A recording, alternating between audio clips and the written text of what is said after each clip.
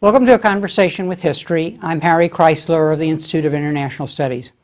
Our guest today is Robert A. Scalapino, one of America's leading Asian scholars.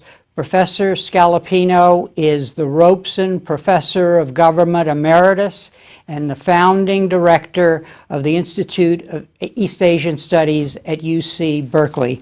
He is the author of 553 articles and 39 books on Asian politics and U.S.-Asian relations. Professor Scalapino, welcome to our program. Thank you. Where were you born and raised?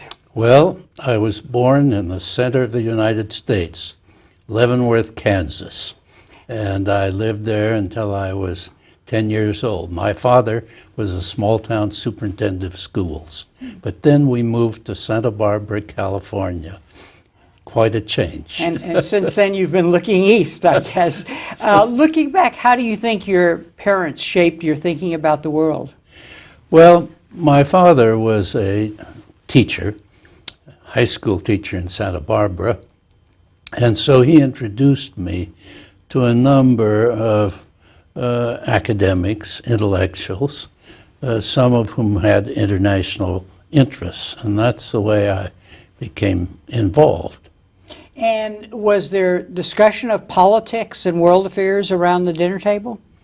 Mostly not. That took place at school, and I went to Santa Barbara College before going to Harvard for graduate work, and at Santa Barbara College I became very much influenced by several of my teachers who were specialists in the international field. And what was there any particular way or any particular professor who really shaped your, pointed you in the direction that you went? Dr. Harry Kreisler, who taught international relations and whose interest was Europe, had a good deal of influence on me. And when I went east to Harvard for graduate work, he had encouraged me, and I took up an MA thesis on why the League of Nations had failed. That was sort of my opening introduction. And then you got your PhD at Harvard also, and who did you work under, and what did you focus on then? Actually, in the government department at Harvard, they didn't have professors at that time who were specialists on Asia. Gee. So I brought in on my doctoral committee Edwin Reischauer, who was a specialist on Japan in the Oriental Language Department, and I became very closely associated also with Fairbank, who was a China specialist. So those two individuals had some influence on me. And what did you do your dissertation on? My PhD dissertation after the war. I was at Harvard twice, before Pearl Harbor, and then later I went into the service and came back to Harvard after the war. By that time, Asia was my field, and I wrote my dissertation on the failure of democracy in pre-war Japan. Mm-hmm. And what did you find? Do you recall still what you found at that time? I mean, what was the decisive in Japan's development? Mostly, I looked into why the military were so powerful in the Japan of the 1930s and why they pushed parliamentarism aside, and also the role of the emperor in uniting the people under nationalist flags. Those were two factors of importance. Mm-hmm. Now, let's talk about this detour into the military, because that was important for you. What did you do in the military, and where were you stationed? In October of 1941, 2 months before Pearl Harbor, a tutee of mine came to me and said, "I'm going to study Japanese." And I said, "What do you want to do that for? Esoteric language won't do you any good." "Oh yes," he said, "the Navy has a language school, and if you get an A or a B here in Japanese, you can get into that program." Well, after Pearl Harbor, I remembered what he had said. And I went to see the old White Russian, Eliseyev, who taught Japanese, and he said, "Yes, if you get an A or B in my course, you can probably get in. You write to Commodore Hindmarsh in Washington. Tell him at the end of the semester you want to be considered." I wrote him a letter. 1 week later, I got an answer saying, "Report to Washington." I was amazed. I went down. Hindmarsh was quite officious, and he barely said hello, and he said, "These are the papers you signed." I said, "Well, I haven't been in this course very long." He said, "How long?" I said, 1 week. He said, "How have you done?" Well, I said, "I've done all right." He said, "Sign up. We're desperate for language." So off I went to Boulder, Colorado. The Navy Language School was at Boulder. 15 months of nothing but language study. 4 hours a day, 2-hour exam every Saturday. And Monday night we had to watch Japanese movie. And so at the end of that time, we were relatively proficient, not totally, in written and spoken Japanese. And I went out to the Pacific at that point.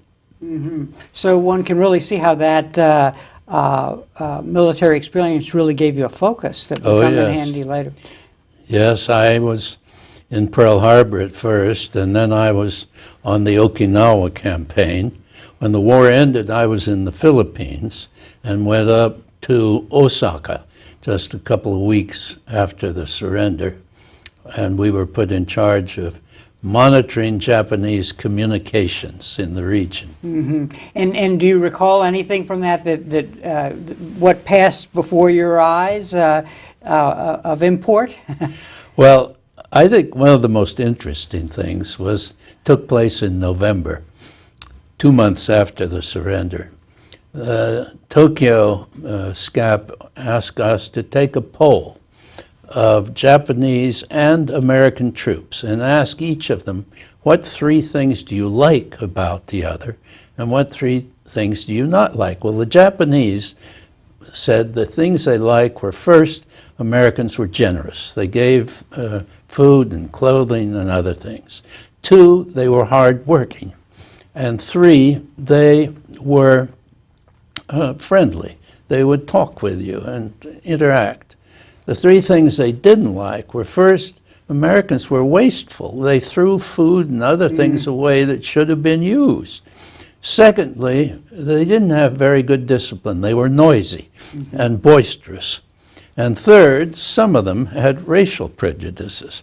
Now, the 3 things the Americans liked about the Japanese were, first, they were hardworking. Second, they were neat and tidy. And thirdly, they obeyed. When you gave them instructions, they did it. The 3 things they didn't like were, first, they had an hierarchical attitude toward people. It depended on your sex, your age, and your position, how they treated you. Secondly, they were not always straightforward. Sometimes they were devious. And thirdly, and this was the black soldiers particularly, many of them had racial prejudices. Now that evaluation, just 2 months after the occupation started, was very interesting. And insightful in a way. Yes, it was. So after you got your degree, is that when you came to Berkeley, and what year was that? I taught 1 year at Harvard and then came to Berkeley in the summer of 1949. What was it like here then? Well, very different. At the time, there was a controversy over a new loyalty oath the Berkeley State had asked the professors here at the university to sign an oath that they were not communists or supported the communist cause. And there was resentment of this because it was a special oath apart from the regular one.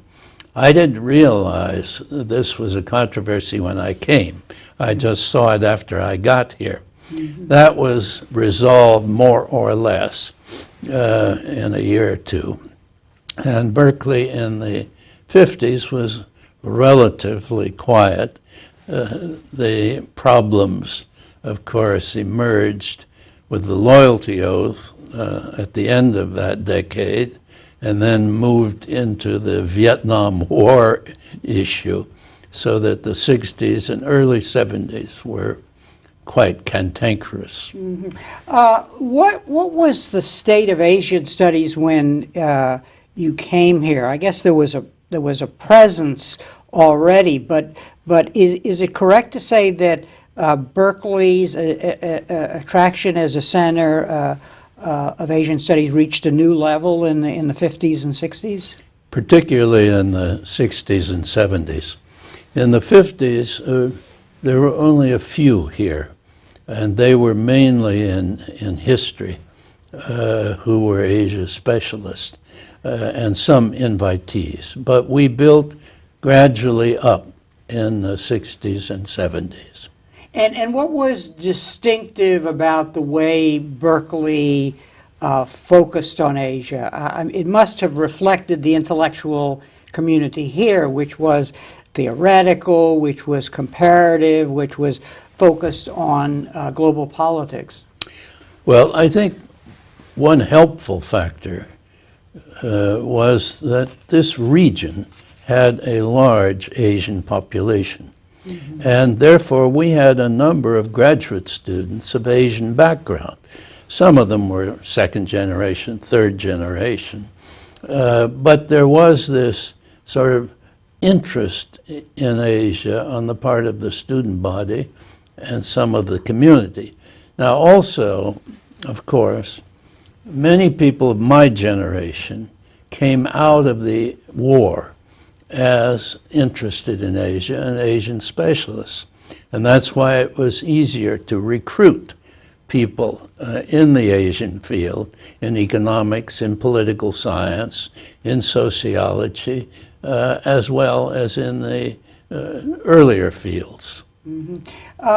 This critical mass that gathered wound up, and with you playing an important leadership, really training and educating really the coming generations of leaders in Asia. Talk about that, because I know in one particular case, Sadako Ogata was here as an IR student, right. And then of course in the 90s she became UN Commissioner for Refugees. There must have been many like that. There were. I was very proud of my graduate students, especially those Asian background. Sada got her PhD with me.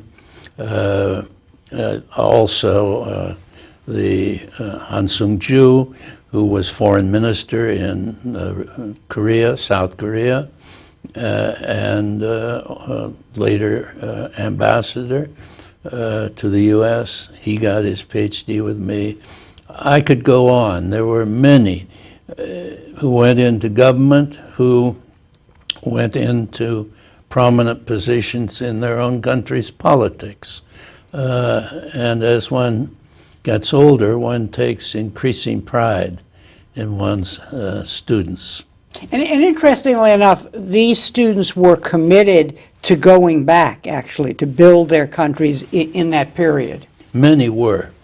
Some stayed. For example,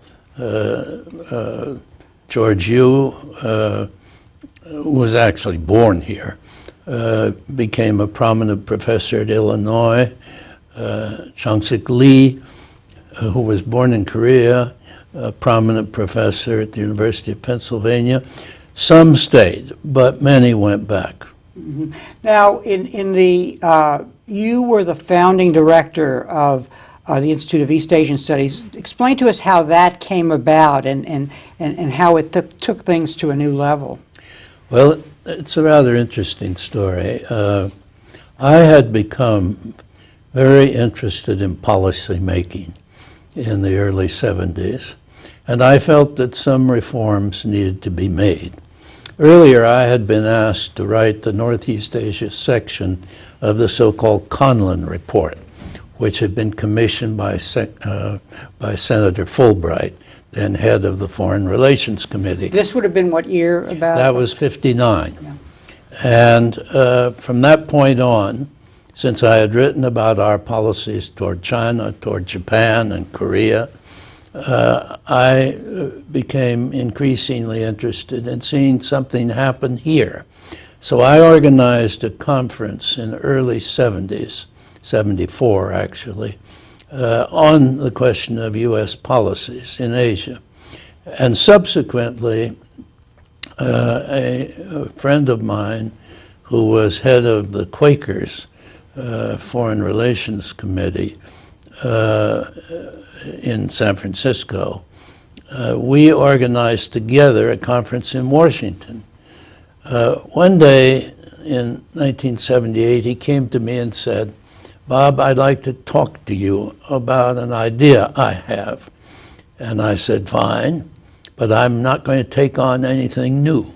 And he said, "Well, let me talk to you." Mm-hmm. So he said, "I think we should organize a national committee on U.S.-China relations to explore new approaches to China." Well, after about an hour, I said, "Well, look, I'll call several colleagues and see what they think." And I called Doak Barnett and Lucian Pai, and they both said it's worth considering. So we held a meeting. Well, the upshot of all this was that in 1979, we organized the National Committee on U.S.-China Relations. And that committee was asked later to sponsor, 69, I'm sorry, was asked to sponsor the ping pong players when they came in 1971. So the Chinese government felt they should invite our board of directors. And we made our first trip to China, to Communist China, in 1972, in December of 1972. So we began a series of contacts at the non-official or quasi-official level with China at that time. Mm-hmm. And so it became important to have an institute here that could manage all of these interactions. Absolutely. And we branched out. For example, we brought the first Mongolian delegation to the U.S. And we had close interaction with Japan, as well as with South Korea. I'm personally familiar with the work that you did vis-a-vis U.S.-Russian relations, which is a counterpart to what you just described. And here, you and the university faculty here became very critical in kind of the last phase of the mid to last phase of the Cold War in having conversations, dialoguing to move the relationship to a more peaceful track. Yes. I made an arrangement with Evgeny Primakov, who was then the head of the Institute of Asian Studies in Moscow, that we, just Americans and Russians, would meet once a year, alternating between the Soviet Union and the U.S.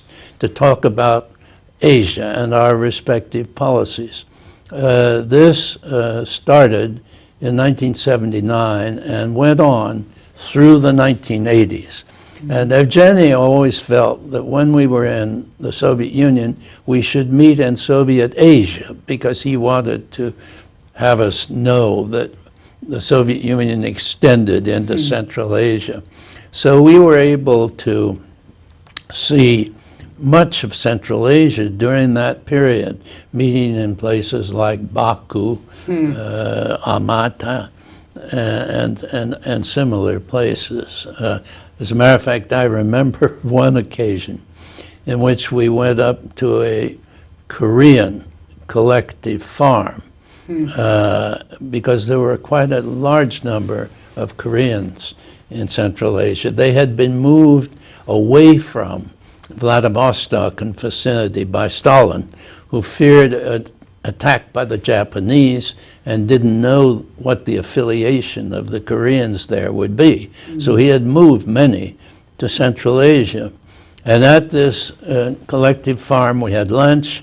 I was served a sheep's head and told to cut the ears into slices and give a slice to each member of my delegation. Those who had misbehaved got the biggest slices. And you know, we should make note, I think Primakov became foreign minister. He did, later.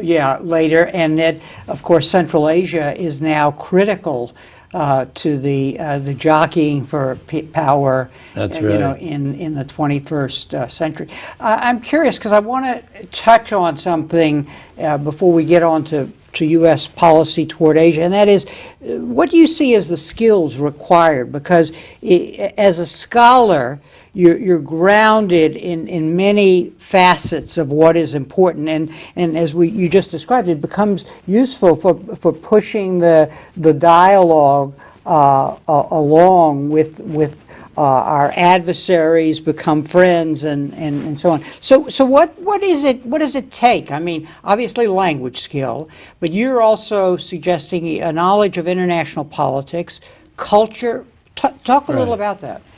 Well, clearly language is of major importance. And as I think everyone will tell you, Japanese and Chinese are not easy languages for the American to learn. They require a great deal of work.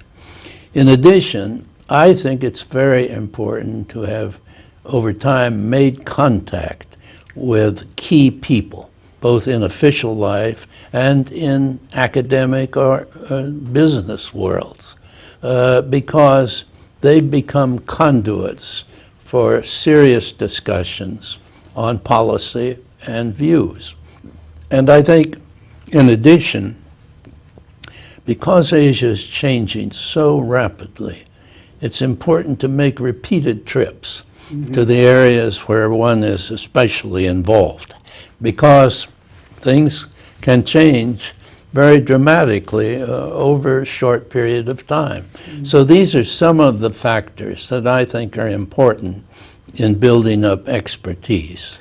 And you live by what you say, I see, because if I could just read this, traveling extensively in Asia, Professor Scalapino has made 59 trips to the People's Republic of China, on 4 occasions serving as a visiting professor at Beijing University. He has had 2 separate one-year residencies in Japan, having been a Japanese language officer in the U.S. Navy during World War II. He has made numerous trips to the Republic of Korea, Taiwan, and all parts of South and Southeast Asia, as well as 4 trips to North Korea, serving as head of Asia Society delegations with a similar role in Mongolia on 3 occasions. So Yes. you've been there. I have. Yeah. Most recently, I've now made 6 trips to North Korea. My most recent one was last month.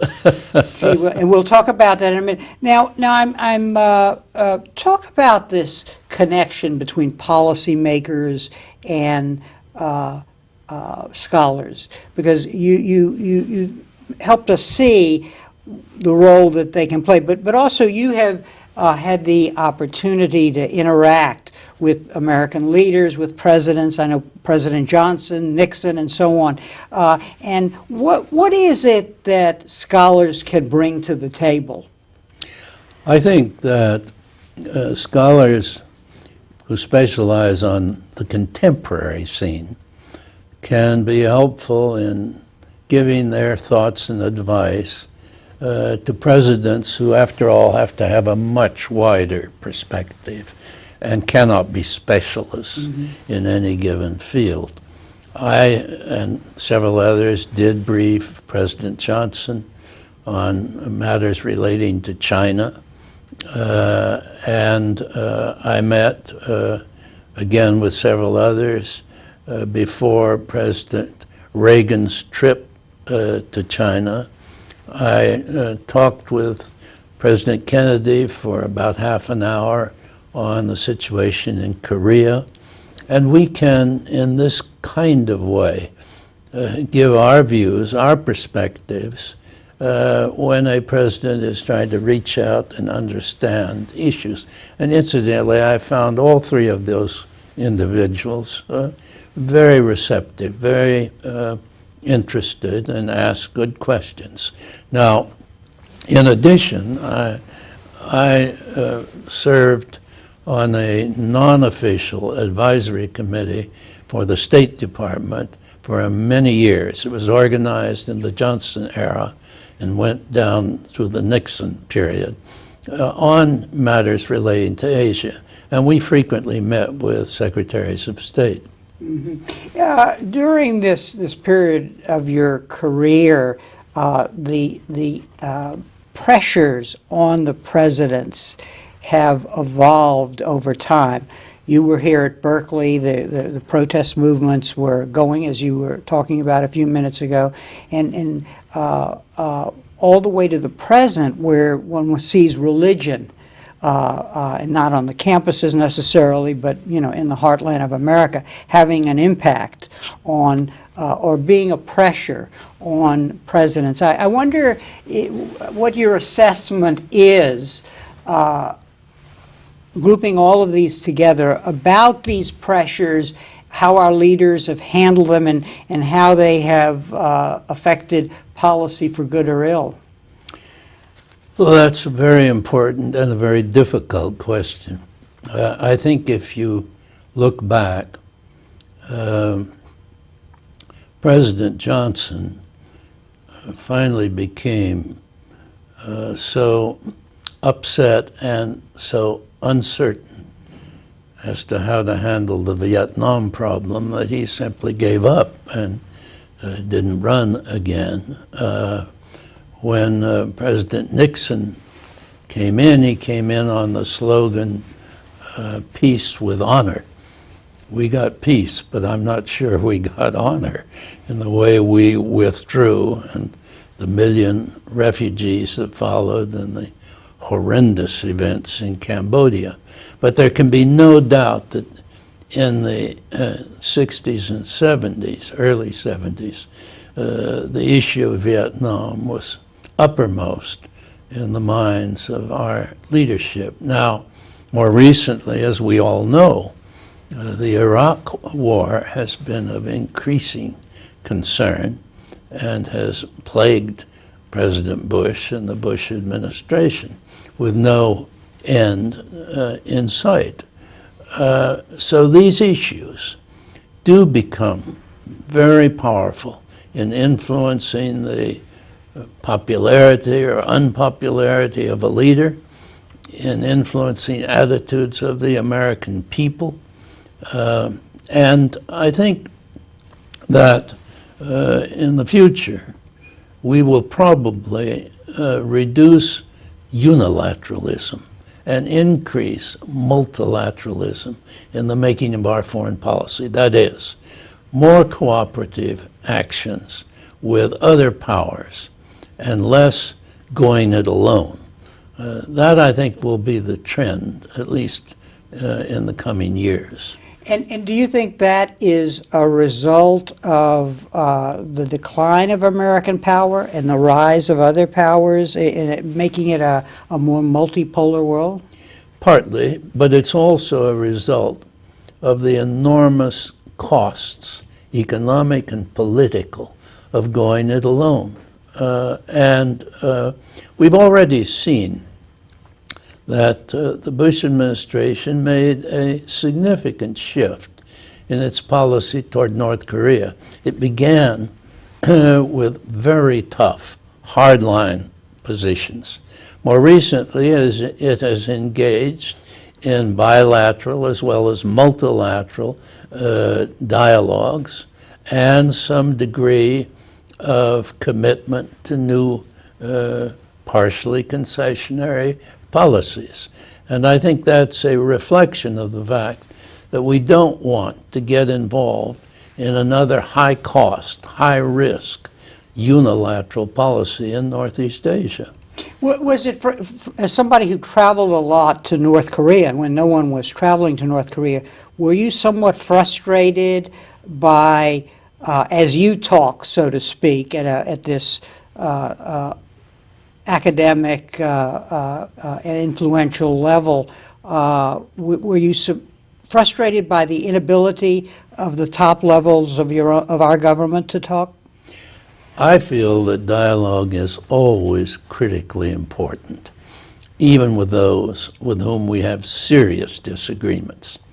Now, in my discussions in North Korea, while the North Koreans were invariably polite, they did not vary from the official line. Mm-hmm. I mean, but at least you got the official line, and you could communicate your reservations, your doubts, your desires, and these were noted. There was no agreement on fundamentals, but by dialogue you can open up issues, and I think that's very important. And at a certain point, I guess the international politics becomes pregnant with opportunity, which can then build on these dialogues. Absolutely. Because at certain stages, a country, even North Korea, has such strong economic problems mm-hmm. that it has an increasing desire to interact with external parties mm-hmm. For its own interests. You just reflected on that the pendulum will swing away from unilateralism. What accounts for the extreme swing of the pendulum to unilateralism? Was it, let me put some things on the table and you can pick and choose, a kind of a decline in the quality of our leadership? Or was it really the fact that with the fall of the Soviet Union, there was no one to balance the excesses of our power, and it could have happened no matter who were our leaders? Well, I think several factors are involved. The last factor, which you mentioned, was certainly important. We were the sole global superpower, and therefore, in meeting situations of deep concern, whether they represented a nuclear threat or were extremely authoritarian and were violating human rights on a large basis, it was the United States that was in a position to involve itself with certain willing partners, shall we say, who were prepared. But organizations like the UN had limited capacity. The veto power in the UN precluded most interventions if these were desirable. I think also there was a certain, shall I say, ideological reason. The United States leadership, rightly or wrongly, wanted to save the world for democracy. Mm-hmm. Now, I have some questions about that, frankly, because I think that certain states at lower levels of development mm-hmm. With different cultures are not prepared to operate democracy.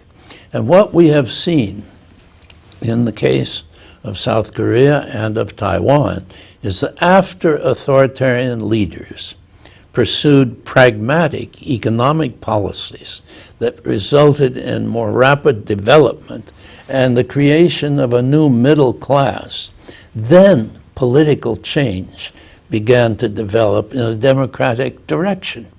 But before that, this is not likely. Even in China now, you see some political opening, not democracy as we would define it, but a great deal more freedom to talk, to write, to act than was characteristic of the China of Mao. Mm-hmm. And so I think we should be cautious about trying to push our system on every society we must live with different political orders. Interestingly enough, as I listen to you talk, I think of courses that you taught in the political science department on modernization and courses that others taught in the department that looked at these things in comparative perspective and throughout history, That's basically. true. And when I had the sense sometimes that you wish the leaders in this recent period had taken those courses. Let me ask you one other thing about foreign policy, and then we'll talk about Asia, and that is, it seems that in this recent period, we moved toward a much greater focus, maybe to the extreme, on the Middle East. We emphasized the military instruments of power and paid less attention to soft power. Talk about that.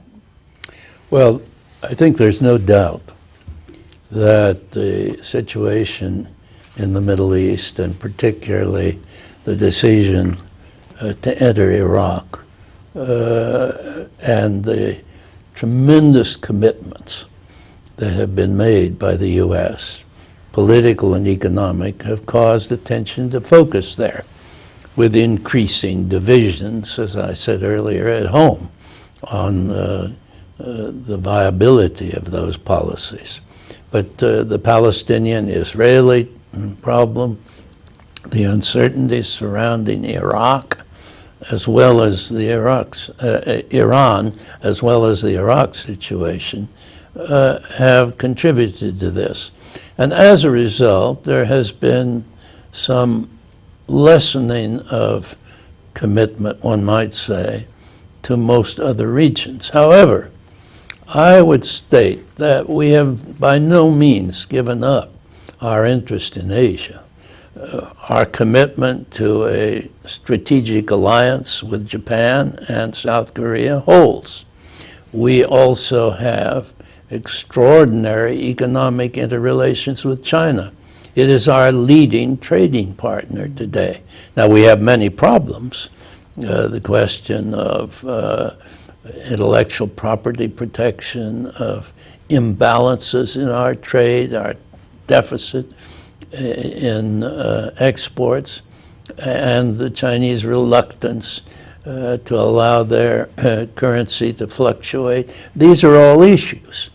But we have, both in Northeast Asia and in Southeast Asia, a great many commitments and interests, and I think that will continue.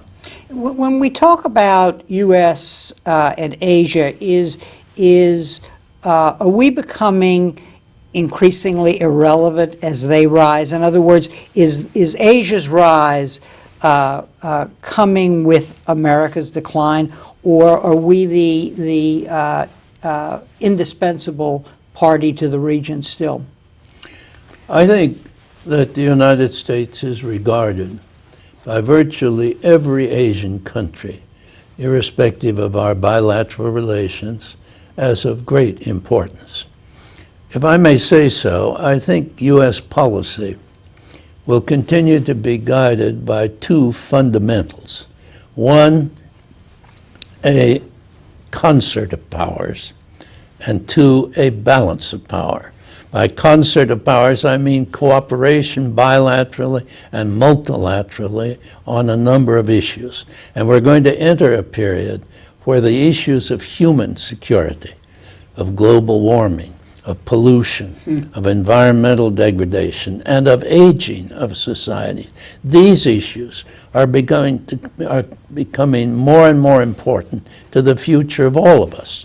And they have to be attacked both at a non-official, a quasi-official, and an official level.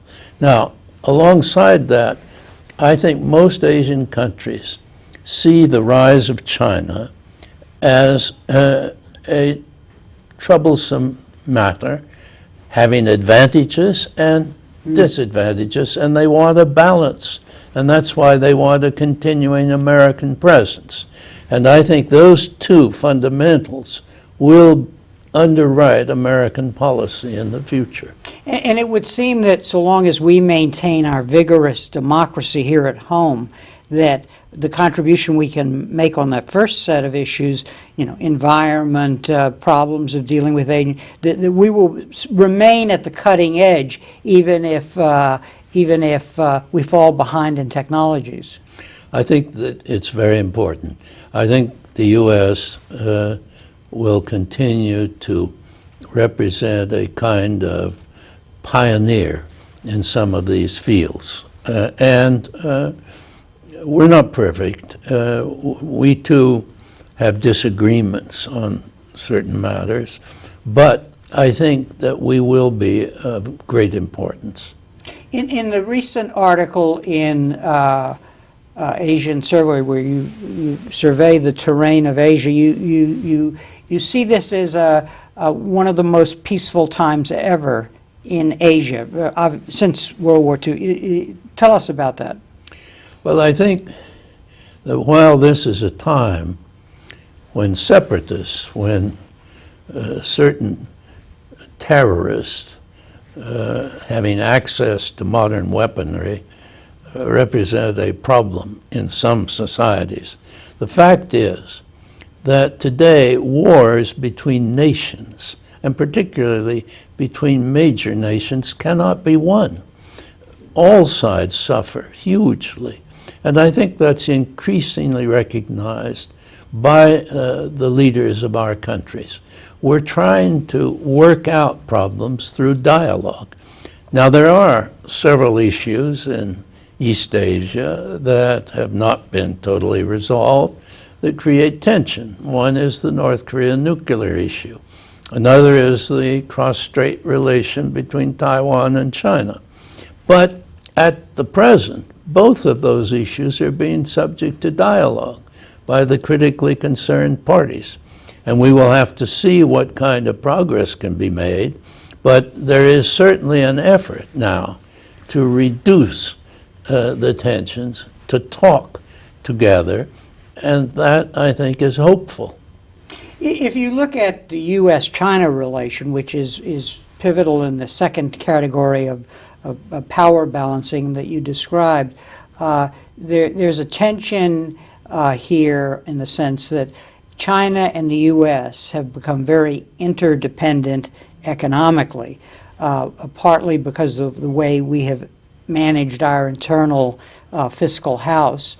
But on the other hand, we still have this interventionist bent that takes a kind of what we should call the notion of humanitarian intervention, if not necessarily militarily, but getting involved in things like China's relations with what it calls its province, Taipei. I have said that I think one word defines the U.S.-China relationship, and that word is complex. And it will continue to be a complex relation. There will be areas of mutual interest where we have a great stake in working together, both in the economic and in the political security field. There will be areas where we have differences and where we have got to have dialogue to try to reduce or contain those differences. There are certain Americans who emphasize the China threat thesis, and there are Chinese who emphasize the America threat thesis. But as I said earlier, the general trend is trying to work out or contain problems, because leaders on both sides know that the U.S.-China relationship is critical to the peace and prosperity of the region. So should we feel threatened by something like the Shanghai Protocols, or should we look at it as part of this complexity? I think we should look at it as part of the complexity, but let me put it this way. In both China and the United States, nationalism has been rising. In China, nationalism is a substitute for ideology, which has been going down in an effort to unify the people.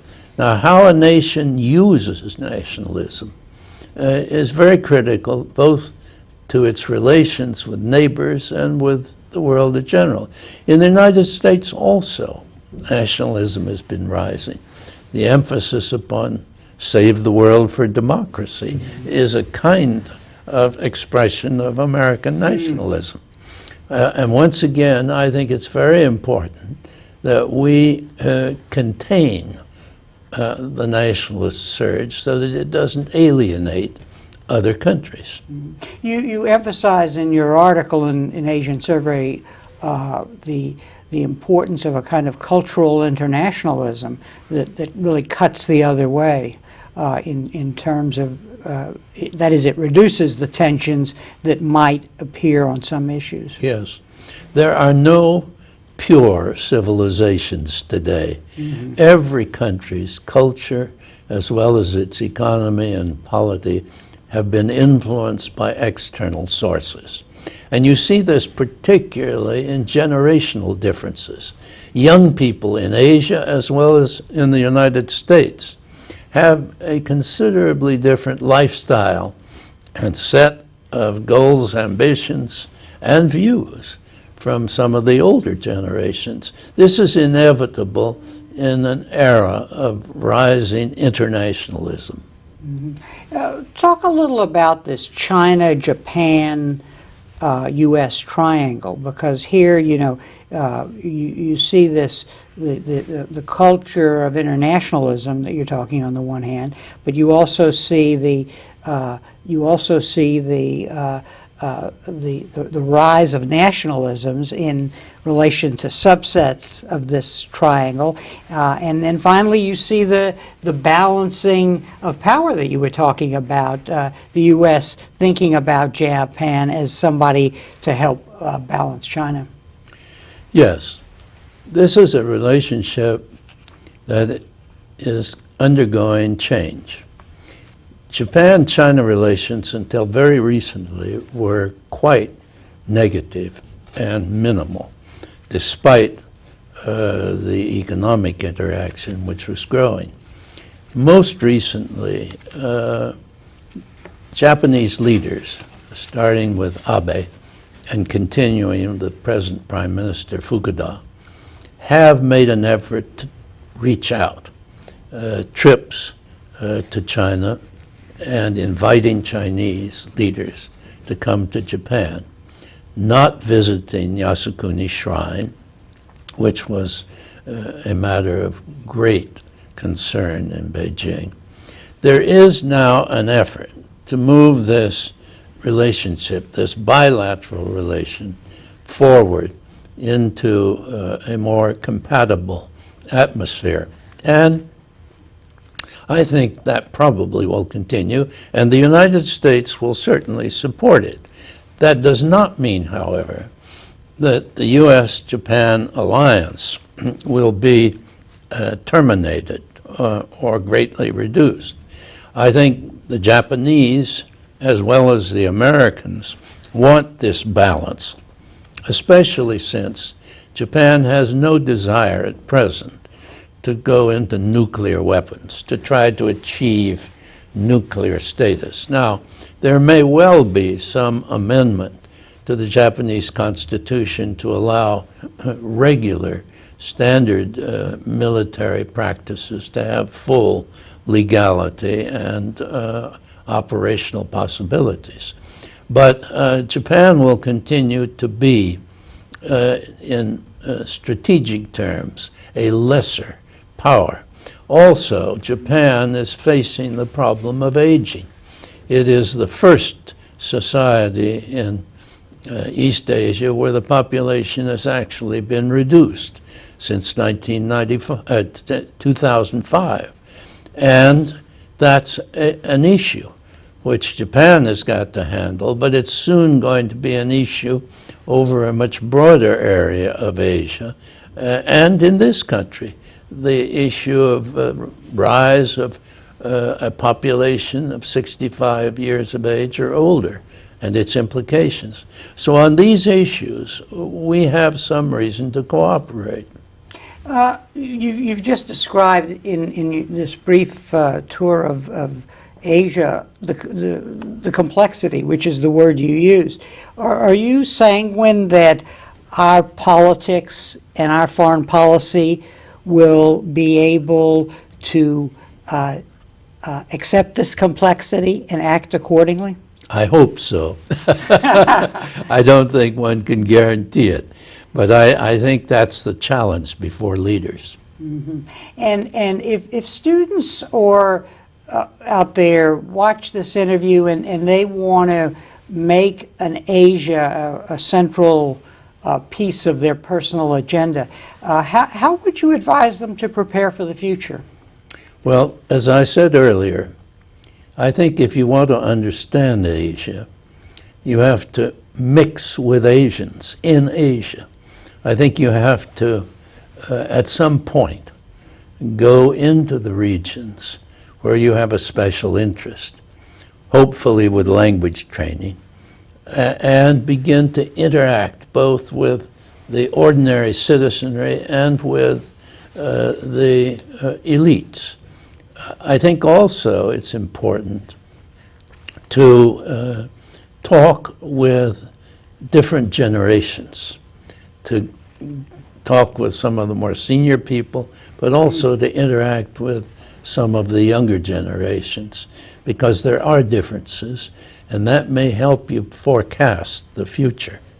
In a way, Professor Scalapino, you can say that you were sort of present at the creation of this what shall we call it, 21st century Asia, and occupied this perch at Berkeley in American policy circles and so on. What are your feelings about the changes that you have seen and in an indirect way participated in by training leaders for that part of the world? Let me put it this way. I think Asia will continue to be a very vital part of the global revolution. And by revolution, I mean rapid change. Change economically, change politically, and strategically. And there will be many challenges that are normal in this kind of atmosphere. But, as I like to say, I am cautiously optimistic because I think dialogue rather than conflict can be and will be the only rational approach to problem. Now, when I'm a little uncertain, I say I'm cautiously optimistic on Monday, Wednesday, and Friday, and on Tuesday, Thursday, Saturday, I reconsider the problem. Sunday, I rest. But in general, I'm hopeful about the future. Well, I think of one final question, which is here we are conducting this interview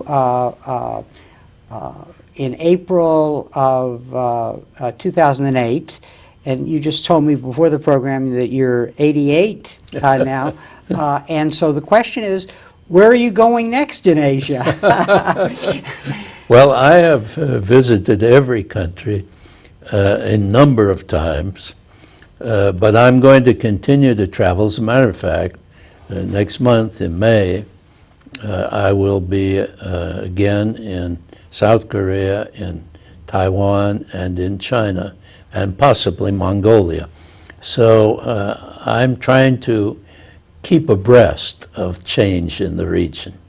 And any advice on longevity and for our audience out there, and the high for maintaining the high energy level? Well, I tell my friends that I have 3 rules for good health in old age. First, you must choose your parents correctly. That's genes. Secondly, you must enjoy the work you're doing. And third, you must have a vodka on ice before dinner at night. And that will keep you healthy, wealthy, not necessarily wise. Professor Scalapino, thank you for joining us and sharing your reminiscences with us. It's very nice to be here. And thank you very much for joining us for this conversation with history.